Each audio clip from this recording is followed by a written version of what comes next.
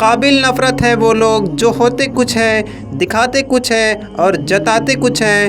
حضرت علی اس شخص میں ہرگز دلچسپی نہ لو جو تم سے دوری اختیار کرتا ہو، اور تم عمارتیں اتنی شاندار بناتے ہو جیسے تم ہمیشہ ان میں رہو گے۔ یاد رکھو اللہ سے تمہارا درد چھپا ہوا نہیں ہے، کیا خبر آج ہی اس کا کن ہونا ہو۔ ہمیشہ سچ بولیں، اگر نقصان ہوا بھی تو صرف دنیا میں ہوگا اور آخرت میں اجر ہی ملے گا۔ وہ اسی کو میسر ہوتا ہے جو اسے پانا چاہتا ہے۔ ڈر اس دن سے جب تیرے ہی ہاتھ کی انگلیاں تیرے ہی خلاف گواہی دیں گی۔ بے شک رسول اللہ صلی اللہ علیہ وسلم نے فرمایا، مکہ میں ایک پتھر ہے جو مجھے ان راتوں میں جن میں میں مبعوث کیا گیا تھا سلام کیا کرتا تھا، اسے میں اب بھی پہچانتا ہوں۔ آیت کریمہ، یا اللہ تیرے سوا کوئی معبود نہیں، تو بے عیب ہے، بے شک میں قصوروار ہوں۔ حسین نام بنا فرانس کے لوگوں کی پہلی پسند۔ سبحان اللہ۔ راج پوچھا تھا، کامیابی کا جواب آیا، نماز پڑھا کرو۔ رزق دینے والا صرف اللہ ہے اور رزق میں برکت دینے والا بھی صرف اللہ ہے۔ ہارورڈ یونیورسٹی نے قرآن کو نیائے کے لیے سروشریشٹھ پستک کا درجہ دیا ہے۔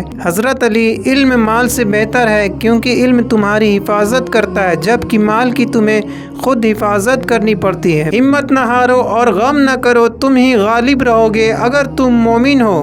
سورہ آل عمران۔ قرآن صبر ایمان کا حصہ ہے جیسے سر جسم کا حصہ ہے، اگر سر نہ ہو تو جسم نہیں رہتا، اسی طرح صبر نہ ہو تو ایمان باقی نہیں رہتا۔ لوگ تو صرف دنیاوی زندگی کے ظاہر کو ہی جانتے ہیں اور آخرت سے بالکل ہی بے خبر ہیں۔ اور شیطان کہے گا، میرا تم پر کوئی زور نہ تھا، میں نے تو تمہیں بلایا اور تم نے میری بات مان لی، تو اب مجھے الزام نہ دو، تم خود اس سزا کے ذمہ دار ہو۔ قرآن۔ جب آپ صلی اللہ علیہ وسلم کو معراج کرائی گئی تو آپ صلی اللہ علیہ وسلم نے فرمایا کہ میں ایک نہر پر پہنچا جس کے دونوں کنارے خولدار موتیوں کے ڈھانپے ہوئے تھے۔ میں نے پوچھا، اے جبریل یہ نہر کیسی ہے؟ انہوں نے بتایا کہ یہ حوض کوثر ہے جو آپ کو عطا کیا گیا ہے۔ رسول اللہ صلی اللہ علیہ وسلم نے فرمایا، وہ شخص بھی قیامت کے دن اللہ کے عرش کا سایہ پائے گا جس نے تنہائی میں اللہ کو یاد کیا اور بے ساختہ آنکھوں سے آنسو جاری ہو گئے۔ صحیح بخاری۔ ان سے کہو کہ آؤ میں تمہیں بتاؤں تمہارے رب نے تم پر کیا پابندیاں لگائی ہیں، یہ کہ اس کے ساتھ کسی کو شریک نہ کرو اور ماں باپ کے ساتھ نیک سلوک کرو اور اپنی اولاد کو محتاجی کے ڈر سے قتل نہ کرو، اللہ تمہیں بھی روزی دیتا ہے اور تمہاری اولاد کو بھی، اور بے شرمی کی باتوں کے قریب بھی نہ جاؤ چاہے وہ کھلی ہو یا چھپی، اور کسی جان کو جسے اللہ نے حرام ٹھہرایا ہے قتل نہ کرو مگر حق اور انصاف کے عوض۔ ساتھ ہی یہ باتیں ہیں جن کی ہدایت اللہ نے تمہیں کی ہے شاید کہ تم صبر سے کام لو۔ قرآن۔ اور یہ حقیقت ہے کہ جو کوئی صبر سے کام لے اور درگزر کر جائے تو یہ بڑی ہمت کی بات ہے۔ تمہاری عورتوں میں سے جو بدکاری کے کام کر بیٹھے ان پر اپنے میں سے 4 آدمیوں کی گواہی لو، اور اگر 4 آدمی گواہی دے دیں تو ان کو گھروں میں بند رکھو یہاں تک کہ انہیں موت آ جائے یا اللہ ان کے لیے کوئی راستہ نکال دے۔ سورہ نمبر 4 آیت نمبر 15۔ قرآن۔ اللہ کی طرف سے مدد ملے گی اور عنقریب فتح ہوگی، اور مومنین کو اس کی خوشخبری دے دو۔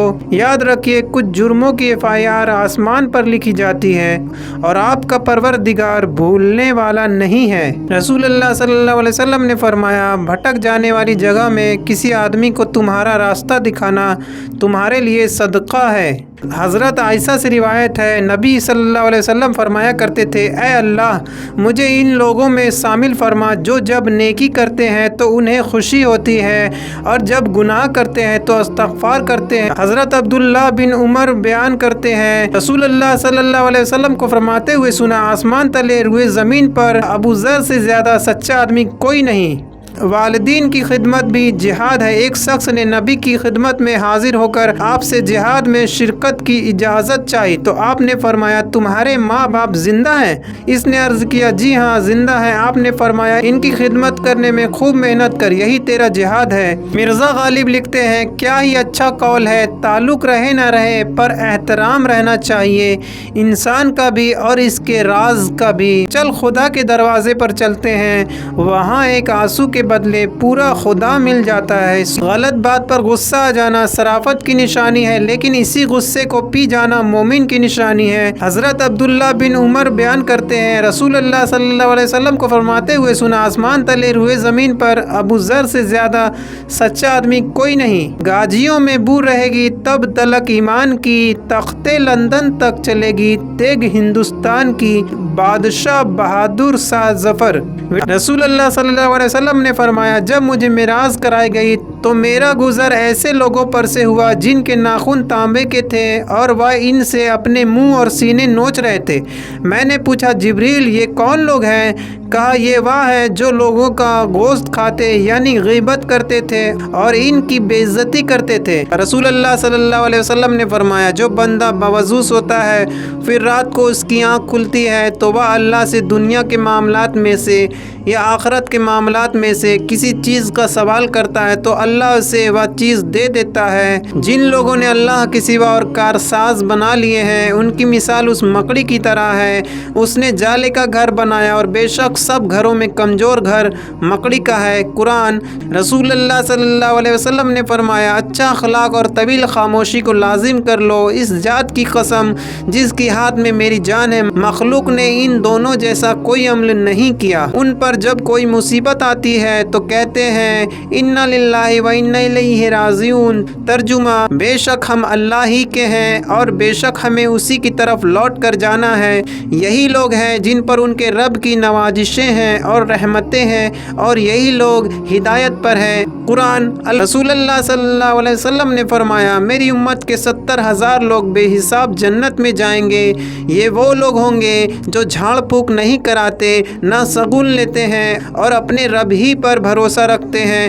رسول اللہ صلی اللہ علیہ وسلم نے فرمایا، اے عائشہ، بدترین ہے وہ لوگ جن کی زبان کے سر سے بچنے کے لیے ان کی عزت کی جائے۔ حضرت سیدنا شیخ عبد القادر جیلانی رحمۃ اللہ علیہ کا قول ہے کہ افسوس ہے کہ تم خود سیر ہو کر کھاتے ہو اور حالانکہ تمہارے پڑوسی بھوکے ہیں۔ اللہ تعالیٰ کا فرمان، کیا تم مجھے چھوڑ کر اس شیطان کو اور اس کی اولاد کو اپنا متر بنا رہے ہو جبکہ وہ تم سب کا دشمن ہے؟ الکہف۔ 5واں کلمہ استغفار۔ میں اپنے پروردگار اللہ سے اپنے تمام گناہوں کی معافی مانگتا ہوں جو میں نے جان بوجھ کر کیے یا بھول چوک میں کیے، چھپ کر کیے یا کھلم کھلا کیے، اور توبہ کرتا ہوں میں اس گناہ سے جو میں جانتا ہوں اور اس گناہ سے بھی جو میں نہیں جانتا۔ یا اللہ، بے شک تو غیب کی باتیں جاننے والا ہے اور عیبوں کو چھپانے والا ہے اور گناہوں کو بخشنے والا ہے۔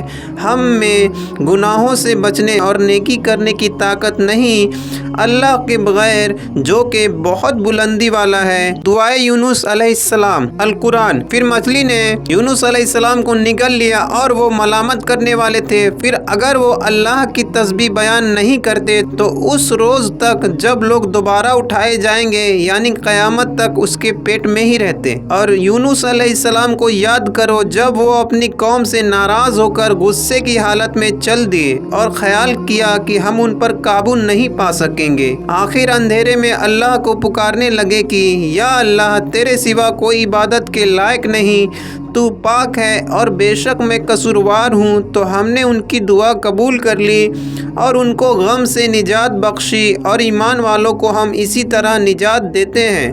سورہ الانبیاء۔ موت کے بعد انسان کی 9 آرزویں جن کا تذکرہ قرآن مجید میں ہوا ہے۔ اے کاش کوئی صورت ایسی ہو کہ ہم دنیا میں پھر واپس بھیجے جائیں اور اپنے رب کی نشانیوں کو نہ جھٹلائیں اور ایمان لانے والوں میں شامل ہو جائے۔ سورہ الانعام۔ اے کاش میں نے اپنے رب کے ساتھ کسی کو شریک نہ ٹھہرایا ہوتا۔ سورہ الکہف۔ اے کاش میں بھی ان کے ساتھ ہوتا تو بہت بڑی کامیابی حاصل کر لیتا۔ سورہ النساء۔ اے کاش میں رسول کا رستہ اپنا لیتا۔ سورہ الفرقان۔ اے کاش ہم نے اللہ اور اس کے رسول کی فرما برداری کی ہوتی۔ سورہ الاحزاب۔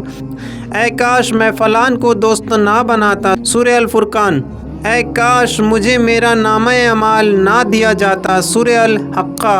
اے کاش میں نے اپنی آخری زندگی کے لیے کچھ کیا ہوتا۔ سورہ الفجر۔ اے کاش میں مٹی ہوتا۔ سورہ النبا۔ اے کاش کوئی صورت ایسی ہو کہ ہم دنیا میں پھر واپس بھیجے جائیں اور اپنے رب کی نشانیوں کو نہ جھٹلائیں اور ایمان لانے والوں میں شامل ہو جائیں۔ سورہ الانعام۔ یہ ہے وہ آرزوئیں جن کا موت کے بعد مکمل ہونا ناممکن ہے، اسی لیے دنیا کی زندگی میں ہی اپنے اندر کی اصلاح کرنا بہت ضروری ہے۔ اللہ تعالی ہمیں سمجھنے اور عمل کرنے کی توفیق عطا فرمائے۔ آمین یا رب العالمین۔